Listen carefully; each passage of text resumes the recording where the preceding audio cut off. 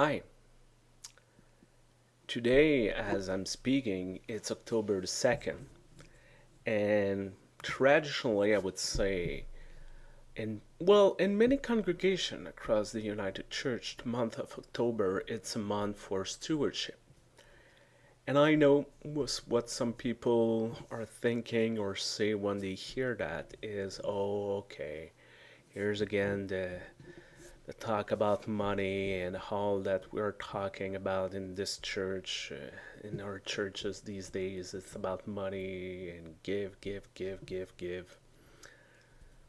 Stewardship is not about money.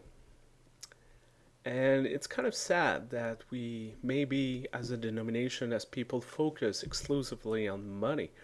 But stewardship is about, first of all, acknowledging what we have receiving. Maybe that's why it's in October, because it's time of Thanksgiving. And the first thing we should do is giving thanks for everything we receive.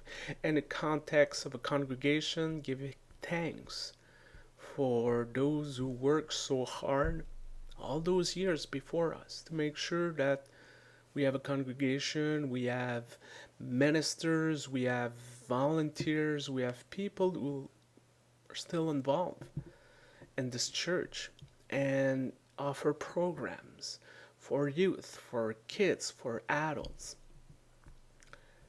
It's also a challenge. Yes, it's also a challenge about what part can I play in this?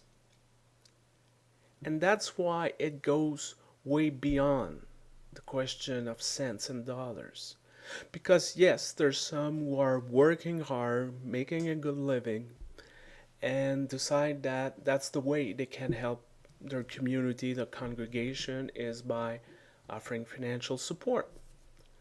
There's others who are living on fixed income, maybe they're retired, that might not give as much money, but often what they have and they can give is time. And I'm not just talking here about committee, even if it's the first thing sometimes we refer to when we talking about volunteering in a church, but time sometimes is teaching, teaching or journeying with our youth and our kids here in this congregation.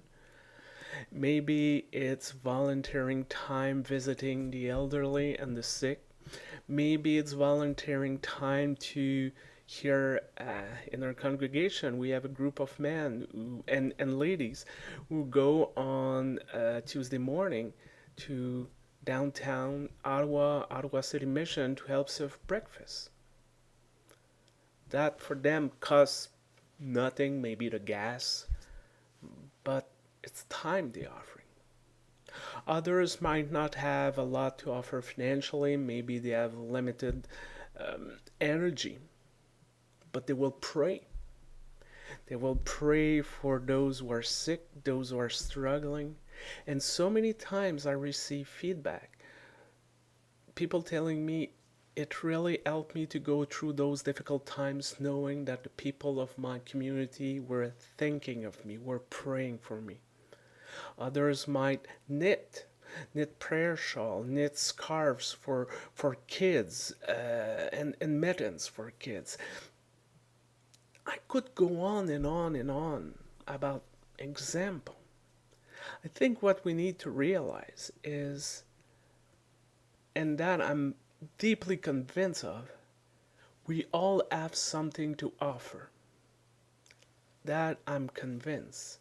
We all have something to offer in one way or another, regardless of our status, regardless of our age, regardless of our education, regardless of our background, regardless of everything, we all have something to offer. And maybe during months like stewardship months, it's a challenge for every one of us to say, okay, am I giving back? Am I saying thank you for everything I receive, for all the programs that are here, for everything that I receive in my life or hope for the future? And what can I do? Maybe can I do a little more? A little more. Offer a little more of what I can offer to make sure that this place will continue to make a difference in our world, in our community, in the life of so many. Maybe that's the biggest challenge of a month like Stewardship Month. Because each of us are asked, can you do more? Not necessarily give more. Can we do more? And I hope we will, all of us, ask that question and see how we can answer that question in our own context, in our own reality.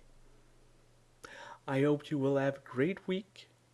I hope you will try to find creative way to answer this challenge during the next month. I hope you will appreciate everything we receive and see how we can make sure that others will receive it too in the future. Take care. See you soon.